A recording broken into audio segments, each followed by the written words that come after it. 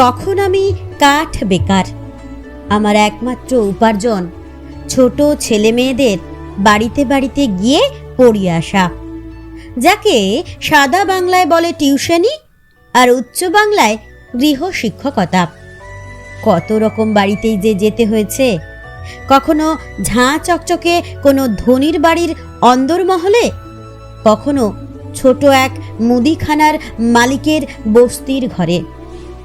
তার নিরেট ছেলে বদলে সেই মুদি আমার কাছে জানতে চাইতেন নানান প্রশ্নের উত্তর, যেমন চাঁদের টানেই নাকি আমাদের নদীতে নদীতে জোয়ার ভাটা হয়, তা কি সত্যি? কোনো কোনো বাড়িতে দেখেছি শুধু মহিলারা রুটি বেলছেন আর হেসে গড়িয়ে পড়ছেন। সে বাড়িতে কোনো পুরুষের অস্তিত্ব বা সম্পর্ক নেই। সেই বয়সে আমার মনে হতো পুরুষ কাছাকাছি না থাকলেই মেয়েরা আঁচল উড়িয়ে প্রাণ খুলে হাসতে পারে। কোনো কোনো বাড়িতে আমাকে দেয়া হতো 2টি শুকনো লিলি বিস্কুট আর 1 কাপ টেলটেলে চা। আবার কোনো বাড়িতে পেতাম নরম পাক সন্দেশ আর কয়েকখানা ফুলকো লুচি। সে বাড়িতে যাওয়ার কথা সপ্তাহে মাত্র 3 দিন। ওহ, প্রতিটি সন্ধে অসভ্যের মতন আমার পেট জ্বলতো খিদে। ট্রাম ভাড়া ফাঁকি দিতে আমি ছিলাম 1 নম্বরের ওস্তাদ। আমরা প্রত্যেক দিন দুবেলা ভাত খেতে না পেলেও তবু কখনো তেমন গরিব ছিলাম না। আমাদের ছিল ফালতু অহংকার আর ভুল হিসেবের গর্ব। একটা বাড়ির কথা বলি, সেটা ছিল এক পড়ন্ত জমিদারের। কলকাতার বাড়িতে গেটের কাছে একটা নাক বোঁচা সিংহ তখনও টিকে ছিল। সামনে এক টুকরো বাগান, সেখানে উপুর হয়ে পড়ে আছে একটি অতি দুঃখী পরী। কেউ তাকে তুলে নেয়নি কেন তা আমি জানি না। গোটা 3 বসবার ঘর অর্থাৎ ড্রয়িং রুম, তার একটাতে ঠিক একসঙ্গে বেজে উঠত 10খানা ঘড়ি।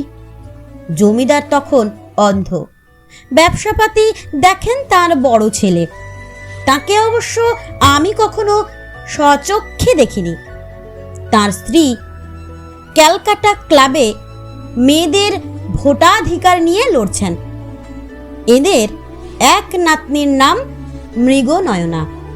নামটা তো বেশ ভালোই, কিন্তু লোকের মুখে মুখে সেটা শুধু নয়না হয়ে যায়। সেই নয়নাকে পড়াতাম আমি।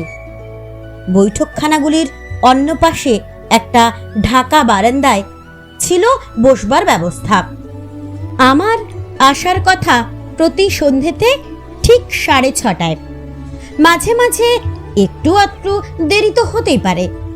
কফি হাউসের বন্ধুদের চরম আড্ডার মধ্য থেকে নিজেকে জোর করে তুলে আনা কি সহজ কথা? কেউ কেউ তোল্লা দিত, আজ যাসনি যাসনি, আজ কাট মেরে দে। একজন তো জোর করে আমার হাত ধরে টেনে রাখতে চাইতো। ওদের বাড়ির খবর আর আমাদের বাড়ির তো মোটেই এক নয়। একজন বৃদ্ধ কাজের লোক বসে থাকতেন সিঁড়িতে। আমাকে দেখার পর তিনি চেঁচিয়ে জানিয়ে দিতেন ওপরের তলায় মাস্টার বাবু এসেছেন। সেই বৃদ্ধের নাম ছিল ক্ষেত্ররাম। বয়স কত কে জানে। আমরা কোনো নাম শুনলেই তার একটা অর্থ খুঁজে, কিন্তু গ্রামের দিকে অনেকেই ছেলে মেয়েদের নাম রাখায় কোনো গুরুত্ব দেয় না। একটা কিছু হলেই হলো। ক্ষেত্ররাম নিজেও তার নামের মানে জানে না। ক্ষেত্ররামকে দেখলেই মনে হয় তার ভেতরে রয়েছে সরল সত্যবাদিতা। ওর মুখের সঙ্গে আমার ঠাকুরদার মুখের খুব মিল। যদিও আমি আমার ঠাকুরদাকে সচক্ষে দেখিনি, আমার 1 বছর 8 মাস বয়সেই তিনি তবু কেন আমার এই মিলের কথা মনে এলো? যুক্তি থাক বা না থাক, মনে হওয়াটা কেউ আটকাতে পারে না। আমাদের বসবার জায়গায় টেবিলটা ঝাড়তে ঝাড়তে তিনি জিজ্ঞেস করতেন, আজ কি খাবেন মাস্টার বাবু? চা না কফি? চিড়ে দই না মামলেট? সঙ্গে আলু ভাজা? আমি ও বাড়িতে কাজে যোগ দেবার 6 মাসের মধ্যেই একদিন শুনতে পেলাম ক্ষেত্ররাম কিসের যেন জরুরি ডাকে নিজের গ্রামের বাড়িতে গিয়েছিলেন। সেখান থেকে ফেরেননি, আর কোনোদিনই ফিরবেন না। এই খবর শুনে হঠাৎ আমার চোখে জল এসে গেল। আমি দ্বিতীয়বার হারালাম আমার ঠাকুরদাকে। নয়নাকে প্রত্যেকবার দেখলেই মনে হয় সে যেন সদ্য সদ্য স্নান করে এসেছে। কেমন যেন তার শরীরে একটা স্বচ্ছতার ভাব। জমিদারি প্রথা খতম হয়ে গেছে 2 বছর আগে। এইসব বাড়িতে টাকার টানাটানি চলতে পারে, কিন্তু নারীরা আগের মতোই রূপসী। শুধু অত বেশি ফর্সা রং। নয়না অবশ্য ওরকম দুধে আলতা নয়। পদ্মপাতা দিয়ে মুড়ে রাখা একটা বাল্বের আলোর মতন। আমার ক্যারেক্টার তো ভালোই, এর মধ্যে মিথ্যে কিছু নেই। নয়নাকে পড়াবার যে 1.5-2 ঘন্টা সময়, আমি তা খুবই উপভোগ করি। স্কুলের পাঠ্য বই ছাড়াও কত রকম গল্প হয়। আমি পড়াশোনায় খুব একটা ভালো ছিলাম না, এই মাঝামাঝি ধরনের। আর নয়না খুবই মেধাবিনী। কোথাও কোনো বিষয় সে আমার চেয়েও ভালো জানে, যেমন সমুদ্রের জলের তলার সম্পদ কিংবা আকাশে বিদ্যুৎ চমকের রহস্য। নয়নার প্রতি আমি কখনো প্রেম প্রেম ভাব দেখাইনি, তবে ওর সঙ্গে কথা বলতে যে আমার এত ভালো লাগে, ওর মুখের প্রতিটি রেখা দেখতে থাকি খুবই নিবিষ্টভাবে। সেটাও তো এক ধরনের প্রেমই। সমাজ তাতে বাধা দেয় না।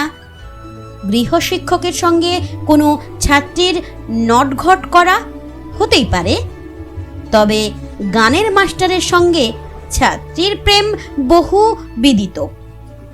এরা বাঁধা পড়ে সুরের মায়াজালে। অনেকে বাড়ি থেকে পালিয়েও যায়, তারপর পড়ে গভীর গাড্ডায়।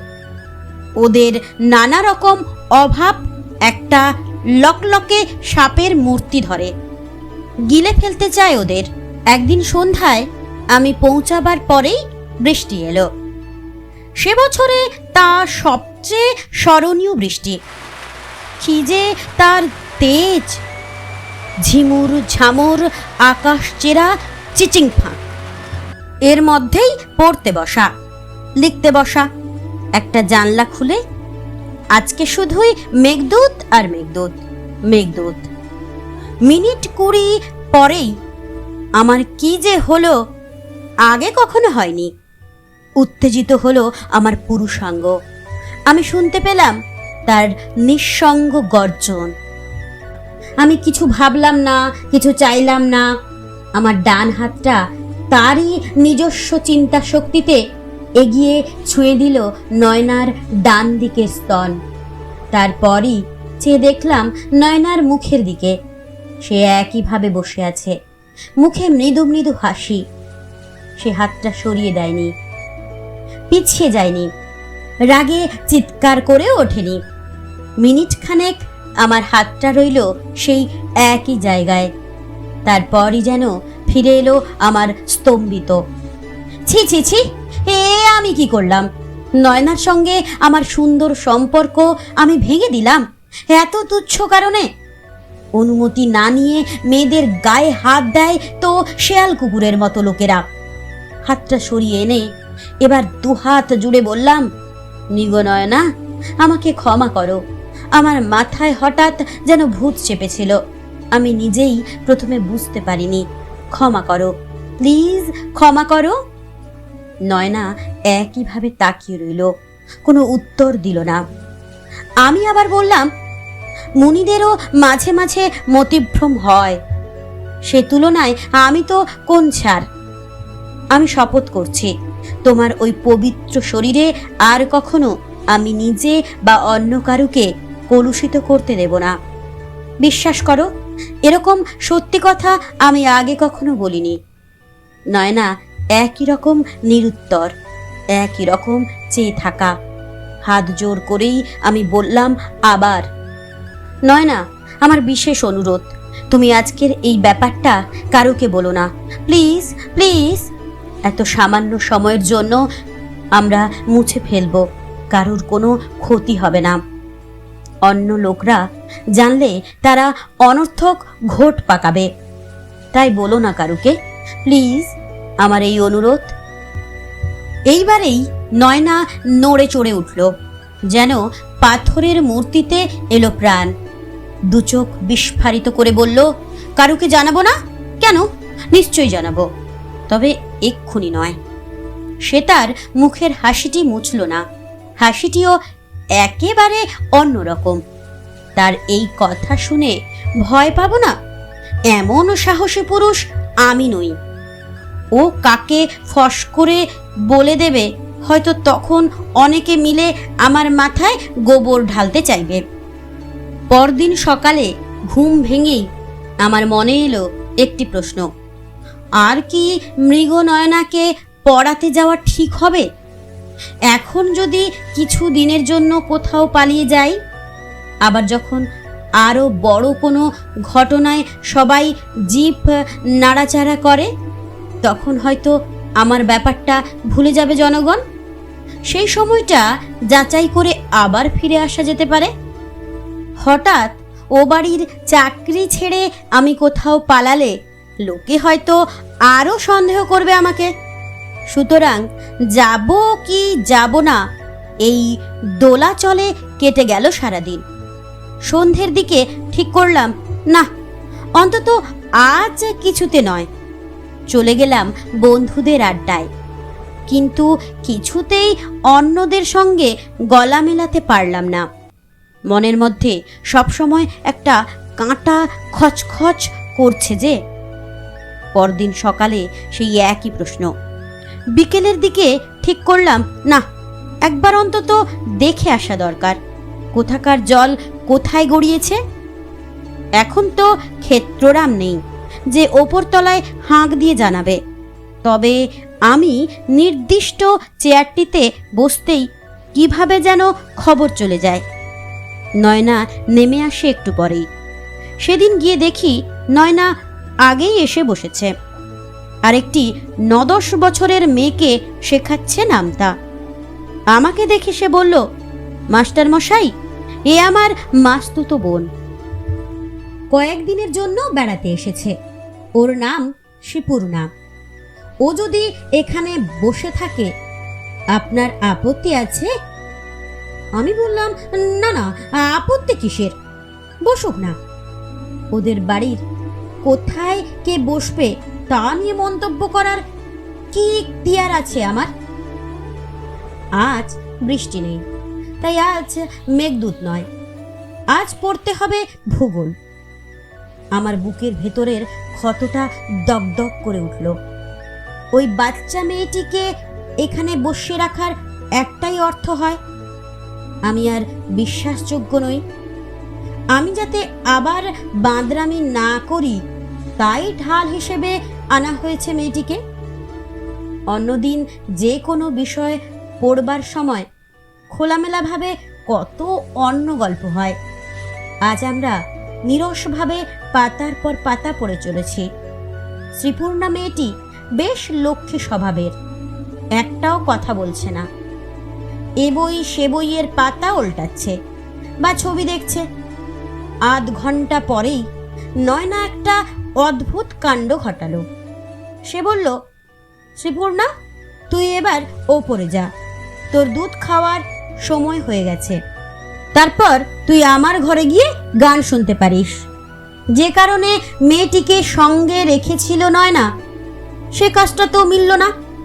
ওর মুখে ফিরে এলো কালকের মতন হাসি, দৃষ্টিতে আছে কিছু অব্যক্ত কথা। ও কি আমার সঙ্গে কিছু খেলা খেলতে চাইছে? আমি পৃথিবীর দুর্বলতম মানুষের গলায় জিজ্ঞেস করলাম, তুমি কি কারুকে কিছু বলেছ? সে উত্তর দিল, এখনো না। আমি তৎক্ষণাৎ উঠে দাঁড়িয়ে বললাম, নয়না প্লিজ এক্সকিউজ মি, আমাকে আজ তাড়াতাড়ি চলে যেতেই হবে, একটা খুব জরুরি কাজ। সে বাড়ি থেকে বেরিয়ে বাসস্টপের দিকে যেতে যেতে আমার মনে হলো সব সময়ের জন্য মেয়েদের একটা সাধারণ হাসি, আর বিশেষ বিশেষ মুহূর্তে ফুরফুরিয়ে ওঠে একটা বিশেষ রকম হাসি। যে পুরুষ সেই অন্যরকম হাসির মর্ম বোঝে না, তাকে সারা জীবনই দুঃখ পেতে হয়। আমিও কি সেই রকম বৃত্তে পা দিয়ে ফেলেছি? পরদিন সকালেই নয়নার মাকে একটা সংক্ষিপ্ত চিঠি পাঠিয়ে জানালাম, আমাকে এখন নিজের পরীক্ষার জন্য ব্যস্ত থাকতে হবে, তাই গৃহ শিক্ষকতার কাজ আর চালাতে পারবো না, আমায় ক্ষমা করবেন। আমি অনেক ব্যাপারেই আপনাদের প্রতি কৃতজ্ঞ, আমার শ্রদ্ধা জানাবেন, ইতি। তারপর আর কি, শেষ পরীক্ষা টরীক্ষা মিটে গেলে আত্মীয় স্বজন বন্ধু বান্ধবদের মধ্যে আস্তে আস্তে বিচ্ছেদ শুরু হয়ে যায়। কেউ জীবিকার কারণে চলে যায় দূর দেশে, কেউ তাড়াতাড়ি বিয়ে করে নিমগ্ন হয় সংসারে, কেউ কাছাকাছি থাকলেও আগের মতন আর গল্প জমে না। খচিত দু একজন একেবারে অদৃশ্য হয়ে যায়। মৃগনয়নার সঙ্গে এর মধ্যে আর দেখা হয়নি, তবে ওদের মতন বিখ্যাত পরিবারে বিয়ে, শ্রাদ্ধ, অন্নপ্রাশন হলে খবরের কাগজে তা ছাপা হয়। বছর 7 বাদে সেই খবরের কাগজের লেখা থেকে জানলাম মৃগনয়নার বিয়ে হয়েছে ওই রকমই বিখ্যাত আরেকটি পরিবারের একটি ছেলের সঙ্গে। এর মধ্যে মৃগনয়না পিএইচডি করে ফেলেছে। সেই বিয়েতে আমাকে নেমন্তন্ন করেনি, করবেই বা কেন? তবে এরও বছর 2 বাদে একটা পার্টিতে দেখা হয়ে গেল। কিসের পার্টি মনে নেই, বিস্তর মানুষ, বেশ দূরে দেখতে পেলাম মৃগনয়নাকে। আমি কথা বলার কোনো আগ্রহ দেখাইনি, তবু কি করে যেন একটু বাদে এসে গেলাম কাছাকাছি। ওকে ঘিরে আছে 3-4 জনের একটি দল। ওদের মধ্যে আমার চেনা একজন বলল, আসুন আলাপ করিয়ে দিই। নয়না হেসে উঠে বলল, আলাপ আবার কি? উনি আমার মাস্টার মশাই ছিলেন। তার রূপ আরও খুলেছে, এখন সে একজন পূর্ণাঙ্গ নারী। এইসব জায়গায় আপনি কেমন আছেন, তুমি কেমন আছো, এই ধরনের কথাই হয়। তারই মধ্যে হঠাৎ আমার মেরুদণ্ডে একটা ভয়ের শিহরণ নেমে এলো। যদি হঠাৎ সে বলে ওঠে, জানেন একদিন এই মাস্টার মশাই কি কাণ্ড করেছিলেন। ওর দিকে চোখাচোখি হতেই দেখি আমার জন্য একটা আলাদা হাসি আর দৃষ্টি। এ পর্যন্ত সে অন্য হাসি দেখাচ্ছিল। একটু বাদে দলটা চলে গেল। তাতেও আমার খুব একটা শান্তি এলো না। ও কি সেই কথাটা জানিয়েছে অন্য কারুকে? আমার দিকে তাকিয়ে ও কি ওর একটা চোখ নামিয়েছিল সামান্য? না না, এটা আমার নিছক কল্পনা।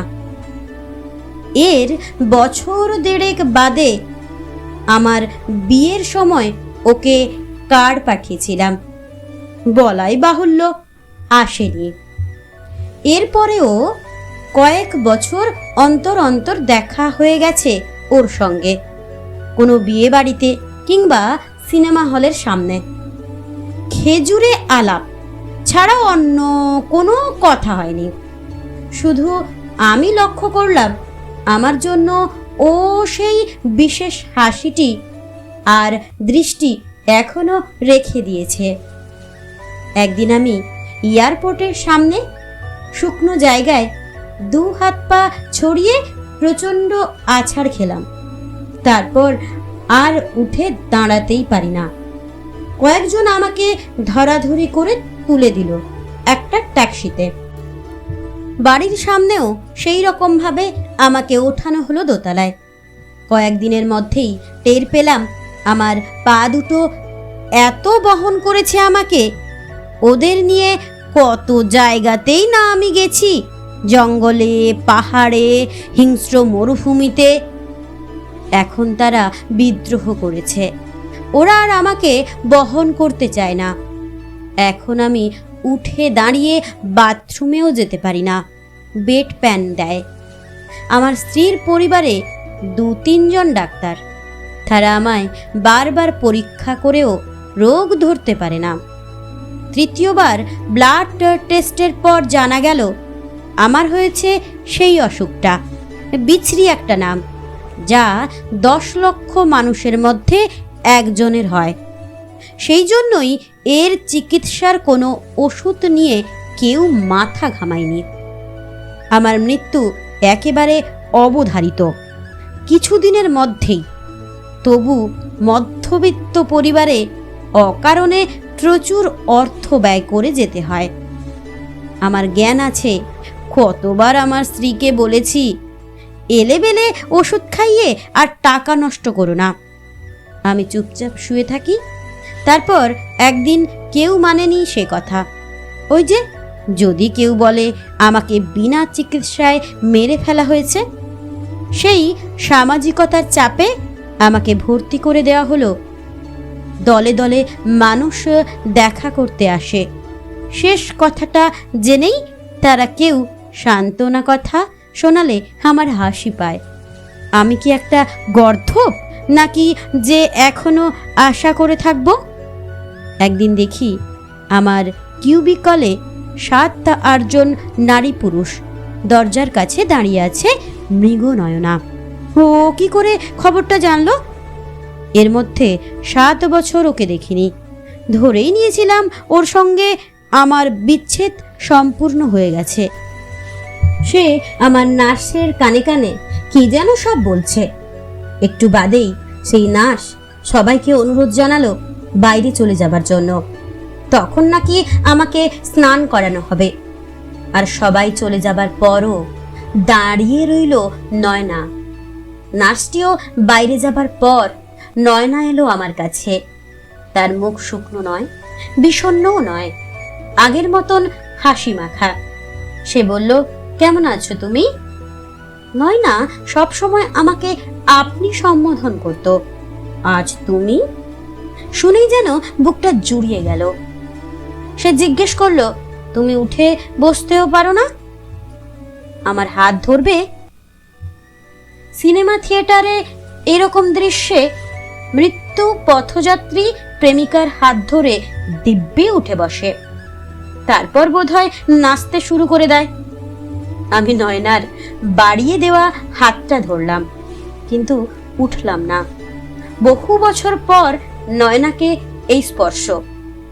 একটু পরে আমি বললাম, নয়না, তোমাকে একটা কথা জিজ্ঞেস করব। এতদিন পরেও আমার একটা খটকা রয়ে গেছে মনে। তুমি বলেছিলে সেই ঘটনার কথা অন্যদের জানিয়ে দেবে, এর মধ্যে কি জানিয়েছো কারুকে? সে দুদিকে মাথা নাড়ল। আমি আবার বললাম, কেন বলনি? নয়না বলল, কি করে বলবো, তুমি যে আগে কিছু বললে না। আমি আর কি বলবো, ক্ষমা চেয়ে তো নিয়েছি তোমার কাছে। নয়না আমার একটা গলা টিপে দিয়ে কৌতুকের সুরে বলল, বোকারাম, কথাটা বুঝলে না যে বিয়ের কথা মেয়েদের চেয়ে পুরুষদেরই আগে বলতে হয়। আমি হকচকিয়ে গিয়ে বললাম, বিয়ের কথা? কার বিয়ে? নয়না বলল, আমাদের। আমি যে তোমাকে বিয়ে করতে চেয়েছি, তুমি বুঝলে না কিছুতেই। আমি ভাবলাম পাগল নাকি, কিংবা ও এই কথাটা এক্ষুনি বানালো। বিয়ে? আমি একটা গরিব পরিবারের বেকার ছেলে তখন, আর মেয়েটি এক বিখ্যাত পরিবারের, তাও আবার অত রূপসী। ওই বিশাল প্রাসাদ থেকে তাকে বার করে এনে উঠব গিয়ে আমাদের 2 কামরার লজঝরে ফ্ল্যাটে? আমি বললাম, তুমি আমার সঙ্গে মজা করতে চাইছিলে, তাই না? নয়না বলল, হ্যাঁ, মজাই তো। আমাদের বাড়িতে সব সময় একই রকম একঘেয়ে বিয়ে হয়। আমি তার থেকে বিদায় নিয়ে তোমার সঙ্গে একটু থেমে সে আবার বলল, তোমরা দারিদ্র ব্যাপারটা যেভাবে জানো, আমরা তো তা জানি না। আমরা জানি খিদে পেলে কেক খেতে হয়। আমি ভেবেছিলাম তোমার সঙ্গে থাকবো, আর কিছু চাইবো না। আমার গলা কাঁপছে। আমি বললাম, নয়না, তুমি তো আমাকে জানাওনি সে কথা। নয়না বলল, তুমি যদি সেটা বুঝতে না পারো কিংবা চাও কি না সেটা তো আমাকে জানতে দিতে হবে আগে। যাগে সেসব কথা। নয়না তার ডান দিকের স্তনে হাত রেখে বলল, ওগো মাস্টার মশাই, তুমি আমার এই দিকটা ছুঁয়েছিলে, অন্য দিকটা ছোঁনি, সেজন্য ও বেচারি কি অভিমান। হ্যাঁ, কোনো মাঝে মাঝেই আমাকে তা জানায়। শোনো, জরুরি কথাটা হচ্ছে, তোমাকে একবার এই দিকের বুকটা একবার ছুঁয়ে দিতে হবেই, নিজের হাত তুলে স্বেচ্ছায়। আমি তোমার এই কাঁপা কাঁপা হাত দেখতে চাই না। আমার এই বুক ছোঁয়ার জন্য তোমাকে তো এবারের মতো বেঁচে উঠতেই হবে। আমি প্রায় হতবাক। এই মেয়েটা বলে কি? মাঝখানে 20 বা 25 বছর কেটে গেছে, দুজনেই বিবাহিত, ছেলে মেয়ে আছে। এখন বাচ্চাদের মতন ছোঁয়াছুঁয়ির কথা কি মানায়? আমি তখন ছুঁয়েছিলাম এক প্রান্তিক কিশোরীর উদ্ভিন্ন স্তন। এখন সে 40 বছর বয়সের এক প্রায় প্রৌঢ়া। এখনো কি তার স্তন? কিংবা হতেই পারে। নয়না আমার কাছ থেকে সরে গিয়ে বলল, বাই, আবার শিগগির দেখা হবে, আমি জেনে নেব। সে চলে যাবার পর আমার ঘোর লেগে গেল। এক মহিলার একটা স্তন ছোঁয়া বাকি আছে, সেজন্য আমাকে বেঁচে থাকতে হবে। অসম্ভব হলেও অসুখ যদি তা না বোঝে, তবু ভাবতেই কি ভালো লাগে। সত্যি সত্যি সব ডাক্তারকে হারিয়ে দিয়ে বেঁচে উঠলাম আমি। এই